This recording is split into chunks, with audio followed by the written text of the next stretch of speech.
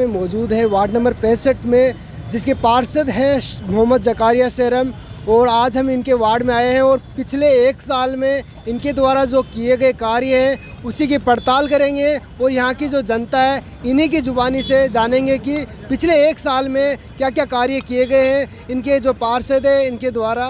Sir क्या नाम है आपका? अब्दुल हमीद जी। इस टाइम और पार्षदों से बहुत बेहतर है और बढ़िया गलियों का काम करवा रहे हैं। सारे रोड गलियों के रोड बनवाए हैं, सिविल लाइन वगैरह बढ़िया अच्छा काम किया। और रोडों पे लाइटें लगवाई है, रोडों पे लाइटें भी लगवाई शेरम भाई ने।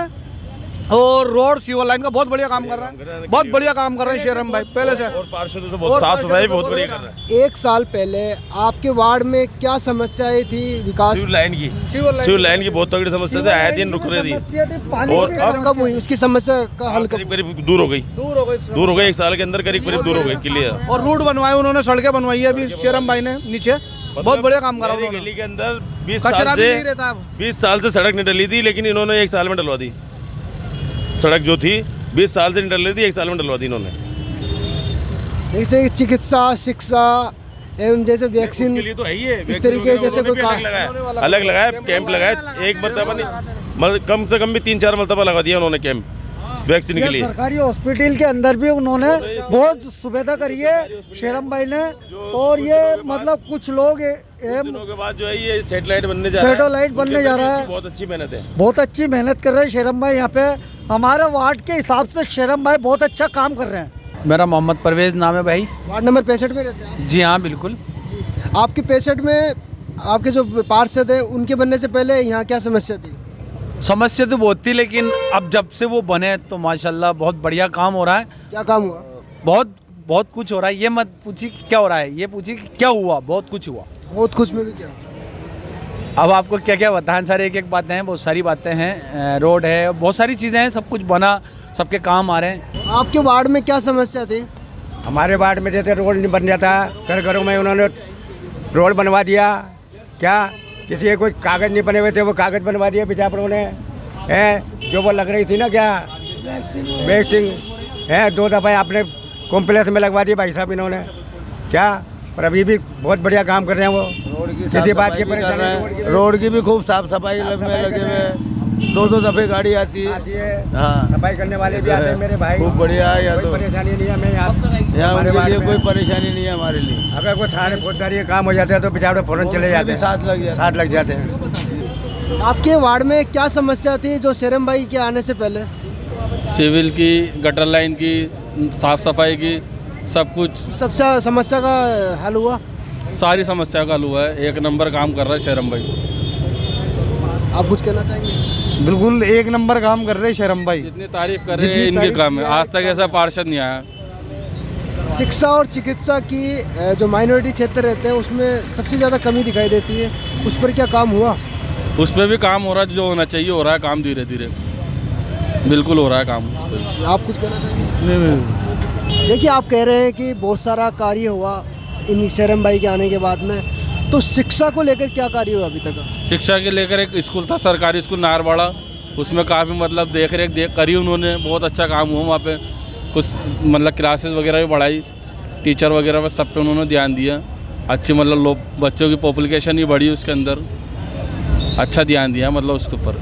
शिक्षा को लेकर चिकित्सा के मामले में ये रामगंज में जच्चा खाना, पहले यहाँ पे कुछ भी सुविधा नहीं थी। इनके पार्षद बनने से बहुत कुछ सुविधा हो गई, यहाँ पर काफ़ी कुछ सुविधा हो गई। अच्छा इलाज मिलता है यहाँ पे मरीजों को। बेड लगाया, बेड वगैरह यही बढ़ा दी उन्होंने, पीछे काफ़ी बनवा दिया उन्होंने, बेड वगैरह काफ़ी बढ़ गया, इसमें सहूलियतें बहुत हो गई अब। दोस्तों इस वक्त हमारे साथ है वार्ड नंबर 65 के पार्षद मोहम्मद जकारिया शेरम। आज हम इनसे चर्चा करते हैं कि पिछले 1 साल में इनके द्वारा जो कार्य किए गए हैं, जो विकास के जो कार्य किए गए उसके बारे में। इस 1 साल के अंदर आपने अपनी द्वारा जो कार्य किए हैं उसके बारे में बताइए आप। देखिए, मैं हेरिटेज के वार्ड नंबर 65 से जीता हूँ और वार्ड नंबर 65 जैसा कि मैं आपको बता दूँ रामगंज क्षेत्र में आता है और रामगंज क्षेत्र के अंदर डेंसिटी ज़्यादा है। तो डेंसिटी ज़्यादा होने की वजह से यहाँ कचरे की प्रॉब्लम थी, सीवरेज की प्रॉब्लम थी, पानी की, गंदे पानी की प्रॉब्लम थी, नालियाँ टूटी हुई थी और भी कई तरह की समस्याएं हमारे साथ थी यहाँ पर। मैंने पार्षद बनने के बाद प्राथमिकता से उन कामों को देखा जाके सर्वे किया कि कहाँ नाली की प्रॉब्लम है, कहाँ सीवरेज की प्रॉब्लम है, कहाँ लाइट की प्रॉब्लम है, कहाँ किस स्थिति में हमारे यहाँ लोग रह रहे हैं, कचरे की व्यवस्था कैसी है। तो उन सब व्यवस्थाओं को देखते हुए हमने स्टार्टिंग से देखिए एक्चुअली में मैं आपकी बात को थोड़ा काटना चाहूँगा कि आपने चुनाव लड़ने की जब आपकी जो एक सोच थी वो चुनाव लड़ने की क्यों सोची आपने कि इस तरीके से जो भी है? देखिए, मेरा पारिवारिक स्थिति भी अच्छी है, मेरा खुद का बिजनेस भी अच्छा है। पिछले 2 सालों से 3 साल हो गए लगभग, जो स्थितियां शहर के अंदर बन रही हैं नोटबंदी के बाद, अपने जीएसटी आने के बाद, लोगों की बेरोज़गारी, लोगों के पास बहुत सारी समस्याएं थी, सबके पास अपना एक दर्द था। तो उस दर्द को देखते हुए मैंने फैसला किया कि मैं इनका दर्द कुछ कम कर सकता हूँ। स्टार्टिंग में मेरा कोई पार्षद बनने का इरादा नहीं था, मेरा काम करने का इरादा था कि मैं लोगों की समस्याओं को सुनूँ, उनको समझूँ और उनका काम कराऊँ। मैंने इसके लिए धीरे धीरे पार्टी के कुछ नेताओं से मिला, उनसे बात की। उनसे बात करते करते मैं श्रीमान एमएलए हमारे विधायक किशनपोल के अमीन कागजी साहब से मुलाकात हुई। अमीन कागजी साहब के साथ मैं जुड़ा। उनके साथ जुड़ने के बाद मैंने काम स्टार्ट किया। उनका सहयोग लेते हुए मैंने क्षेत्र के लोगों की समस्याओं को दूर करना शुरू किया। जब मैंने समस्याएं दूर करना शुरू की, लोगों को मुझसे लगाव हो गया और एक टचमेंट मेरा पब्लिक से हो गया। उस टचमेंट की वजह से मैंने पार्षद बनने का सोचा, मैंने चुनाव लड़ने की सोची कि मैं अपनी बात और अच्छे तरीके से लोगों के काम कर सकता हूँ। किस तरीके की समस्या आपको सामने आई थी उस टाइम पर? मतलब लोगों की किस तरीके की समस्याओं का आपने हल निकाला? देखिए, समस्याएं तो सब कुछ ही है। जहाँ हम 4 दीवारी के बीच में रहते हैं, तो 4 दीवारी तो एक पुराना शहर है, तो पुराना शहर है तो यहाँ समस्याएं भी, मतलब रोड बने हुए काफ़ी वर्ष हो गए थे, नालियाँ बने हुए काफ़ी वक्त हो गया था, सीवरेज लाइन की बहुत प्रॉब्लम थी, कचरा चारों तरफ बिखरा हुआ था। तो ऐसी स्थितियों में जब मैं पार्षद बना तो मेरी सबसे पहले प्राथमिकता यही रही कि हम हमारे इलाके को साफ़ कैसे करें। हम हमारे इलाके में ऐसी कौन सी व्यवस्थाएँ हैं जिनकी हमें ज़रूरत है, नीड जिसकी है, जो मूलभूत सुविधाएं जिसे कहते हैं, मूलभूत सुविधाओं का अभाव था। तो मूलभूत सुविधाओं को सही करने के लिए मैंने काम किया और आज हमारे वार्ड में लगभग सब तरफ काम हो रहे हैं। सीवरेज का काम हो रहा है, नालियों का काम हो रहा है, रोड का काम हो रहा है, सब व्यवस्था को दुरुस्त किया है। पब्लिक के हम डेली टच में रहते हैं और उनकी समस्याओं को सुनते हैं, उनको वक्त देते हैं और उनके अनुसार काम करते हैं। जी, कल हमने आपके वार्ड में दौरा भी किया और दौरा करने पे हमें पता चला कि सीवरेज, सड़क, इस तरीके के कार्य हुए हैं। और मैं जानना चाहूँगा कि शिक्षा और चिकित्सा पर क्या अन्य कार्य हुए अलग जो वार्ड है? चिकित्सा और शिक्षा ये भी हमारा एक पार्ट ऑफ द लाइफ है, ये होना ज़रूरी है कि इसके बगैर सब कुछ अधूरा है।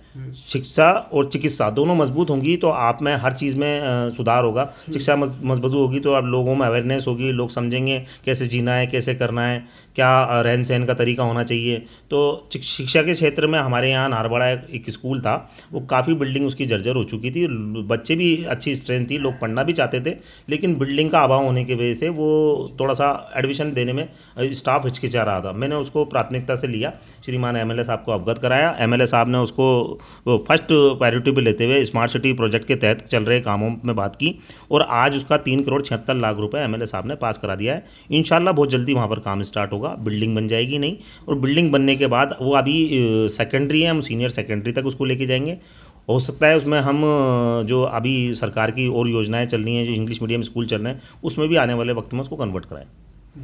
और चिकित्सा को लेकर हमारे यहाँ एक जच्चा खाना हॉस्पिटल है रामगंज में, मेरे वार्ड में ही आता है। उसमें हमने एमएलए साहब में उसमें भी रिक्वेस्ट करी, उसमें भी भाई साहब ने पहले 1 करोड़ रुपए दिया, अभी 1,60,00,000 रुपए दिया, उसकी बिल्डिंग बन चुकी है। उसमें 50 बेड का हॉस्पिटल शुरू होने वाला है। आने वाले वक्त में हो सकता है कि मेरे कार्यकाल में रहते रहते मैं एमएलए साहब से और रिक्वेस्ट करता रहूँ, सरकार से और मांग करता रहूँ और उसको 200 बेड 250 बेड पर लेके जाएँ। आगामी जो 4 साल बचे हैं, उन 4 सालों में अलग जो वार्ड है उनसे क्या बेहतर करना चाहोगे आप? बेहतर तो यह है जी कि जैसे कि हमें देखने को तो बेहतर ही मिला आपके वार्ड में, जब और भी क्या बेहतर करोगे? जब इंसान काम करने जाता है तो वो कहते हैं ना, खुदा भी उसकी मदद करता है। तो मेरी नीयत अच्छी है, मैं काम करना चाहता हूँ, मेरे लोगों के लिए काम करना चाहता हूँ। तो इंशाल्लाह मेरा यही फोकस रहेगा कि मेरे जयपुर शहर के अंदर 2 निगम है, एक ग्रेटर है, एक हेरिटेज है। तो हेरिटेज में मेरा वार्ड नंबर 1 पे आए और मैं लोगों को वो सारी सुविधाएँ दे सकूँ जो लोग चाहते हैं, और मैं मेरे वार्ड को एक आदर्श वार्ड बनाने की कोशिश करूं। और इसको मेरी वार्ड की जो जनता है वो 5 साल के मेरे कार्यकाल को एक अच्छे कार्यकाल के रूप में देखे।